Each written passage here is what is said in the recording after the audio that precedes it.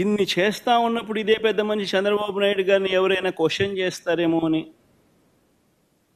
Question చేస్తే తీవ్ర పరిణామాలు వాళ్ళకు ఉంటాయి అని రెడ్ బుక్ రాజ్యాంగం నడిపిస్తూ ఉన్నారు. ఎవరైనా అడిగితే చాలు వాళ్ళను హరాస్ చేసే కార్యక్రమాలు జరుగుతూ ఉన్నాయి ఎవరైనా ప్రశ్నిస్తే.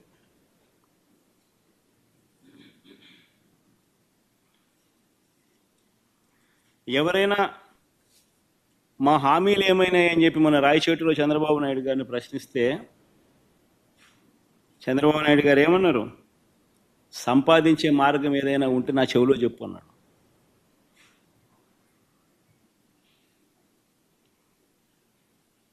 అంటే ఎంత వెటకారం అయిపోయిందనంటే,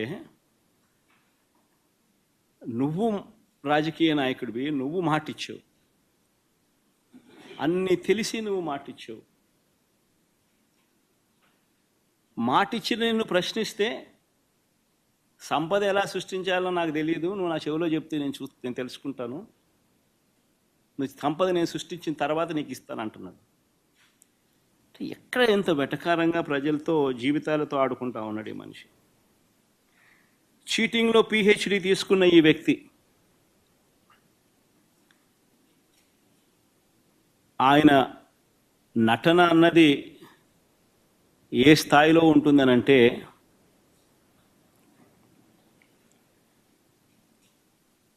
తానిచ్చిన హామీలను తానే ఎగరగొడతాడు. ఎగరగొట్టి చాలా బాధగా ఉంది అంటాడు, ఆవేదనగా ఉందంటాడు, రాష్ట్రం క్లిష్ట పరిస్థితుల్లో ఉందంటాడు, భయం వేస్తుంది అని కూడా అంటాడు,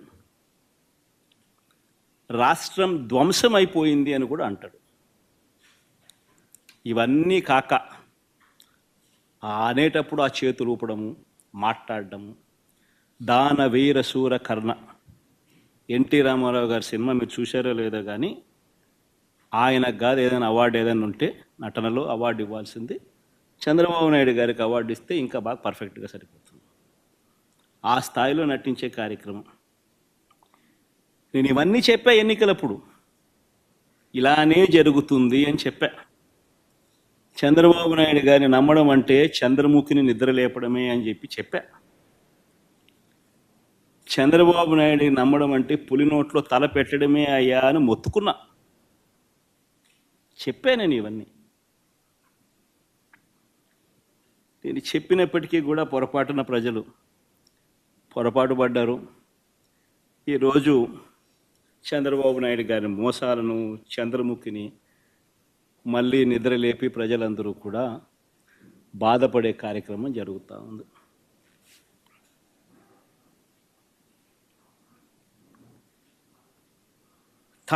చంద్రబాబు నాయుడు గారు ప్రజలను వంచే కార్యక్రమం ఏదైతే ఉందో, మోసం చేసే కార్యక్రమం ఏదైతే ఉందో, అది స్లోగా ఒక పద్ధతి ప్రకారం స్లోగా పాయిజన్ ఎక్కిస్తుంటాడు.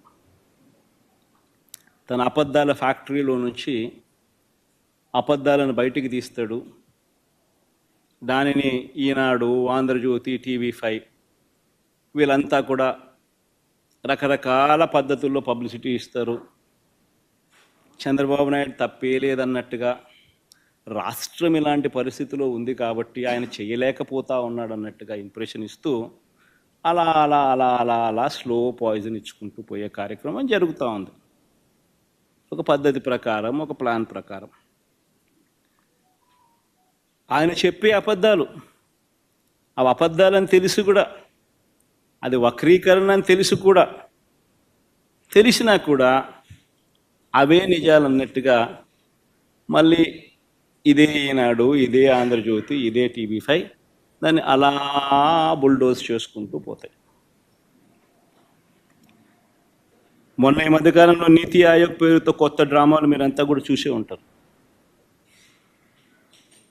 మొన్న ఈ మధ్యకాలంలో నా యాబ్సెన్స్లో నీతి ఆయోగ్ అని చెప్పి ఒకటి చంద్రబాబు నాయుడు ప్రజెంటేషన్ అని చెప్పి ఒక కొత్త డ్రామా చేశాడు.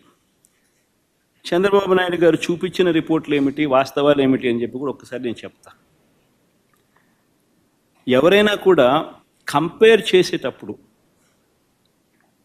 తన 5 సంవత్సరాలు మన 5 సంవత్సరాలు మొత్తంగా కంపేర్ చేసి ఇది వాస్తవాలు అని చెప్పాలా లేదా? మామూలుగా ఎవరైనా కూడా చిత్తశుద్ధి ఉన్న వాళ్ళైతే. కానీ ఈ మనిషి ఏం చేశాడు? ఈ చెద్దమని చంద్రబాబు నాయుడు గారు ఆయన పాలనలో బెస్ట్ ఇయర్ తీసుకున్నాడు. ఒక సంవత్సరం 2018-19. మన పాలనలో వర్స్ట్ ఇయర్ తీసుకున్నాడు ఒక సంవత్సరం 2022-23 సంవత్సరం. తీసుకొని పోలిక చూపిస్తూ రాష్ట్రం సెలెక్టివ్గా పోలిక చూపిస్తూ చాలా అన్యాయమైన పరిస్థితిలో ఉన్నట్టుగా ఇంప్రెషన్ ఇచ్చాడు. నేను ఇప్పుడు మీకు ఆ 5 ఏళ్ళ డేటా ఇస్తాను.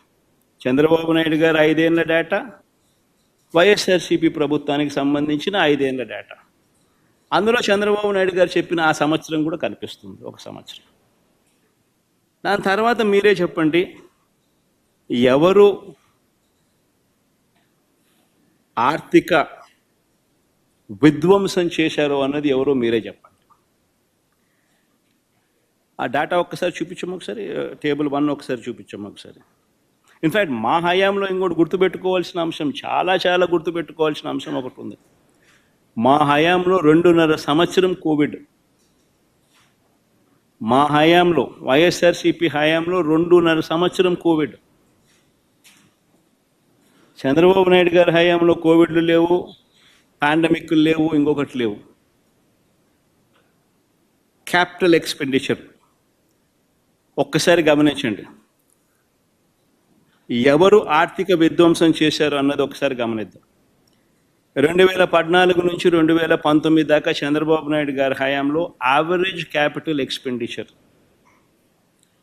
అంటే మూలధన వ్యయం, అంటే ఆస్తుల కల్పనలో భాగంగా చంద్రబాబు నాయుడు గారి హయాంలో ఏ మేరకు క్యాపిటల్ ఎక్స్పెండిచర్ చేశాడు అని చెప్పి చూస్తే, యావరేజ్ ఆయన హయాంలో 13,860 కోట్ల రూపాయలు ఆయన క్యాపిటల్ ఎక్స్పెండిచర్ చేస్తే, మా హయాంలో కోవిడ్ లాంటి సమస్యలు ఉన్నా కూడా, కోవిడ్ లాంటి విపత్కర సమస్యల్లో కూడా ఒకవైపున ప్రజలకు తోడుగా ఉంటూ ఆదుకుంటూ, మరోవైపున క్యాపిటల్ ఎక్స్పెండిచర్ మీద మూలధన వ్యయం కింద మా యావరేజ్ ఎక్స్పెండిచర్ 15,632 కోట్ల రూపాయలు మేము ఖర్చు చేశాం. అంటే ఎవరి హయాంలో ఆర్థిక విధ్వంసం జరిగింది అని నేను అడుగుతా ఉన్నా. ఇది కాగ్ రిపోర్ట్.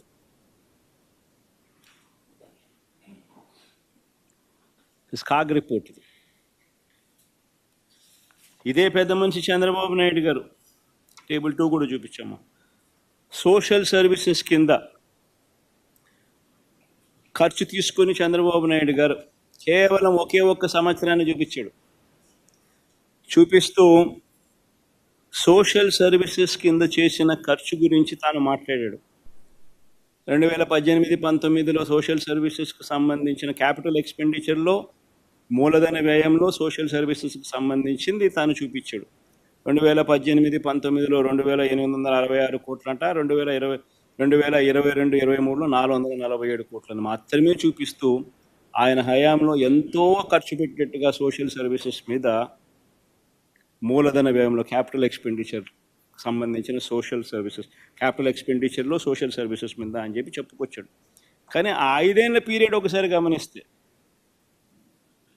చంద్రబాబు నాయుడు గారు 2,437 కోట్ల రూపాయలు ఖర్చు చేస్తే క్యాపిటల్ ఎక్స్పెండిచర్లో సోషల్ సర్వీసెస్ మీద, వైఎస్ఆర్సీపీ హయాంలో దానికి రెట్టింపు 5,224 కోట్ల రూపాయలు వైఎస్ఆర్సీపీ హయాంలో క్యాపిటల్ ఎక్స్పెండిచర్లో సోషల్ సర్వీసెస్కి సంబంధించిన ఖర్చు జరిగింది. ఇది కూడా సోర్సు కాగ్ రిపోర్ట్. మరి ఈ రకంగా వక్రీకరించడం, కేవలం ఆయన బెస్ట్ ఇయరు మన వర్స్ట్ ఇయర్ ఒక సంవత్సరం తీసుకొని దాన్ని వక్రీకరిస్తూ రాష్ట్రం విచ్ఛిన్నమైపోయినట్టుగా ప్రొజెక్షన్ ఇవ్వడం ధర్మమేనా అని అడుగుతా ఉన్నా. చంద్రబాబు నాయుడు గారి మనస్తత్వానికి, వక్రీకరణకు ఇది అద్దం.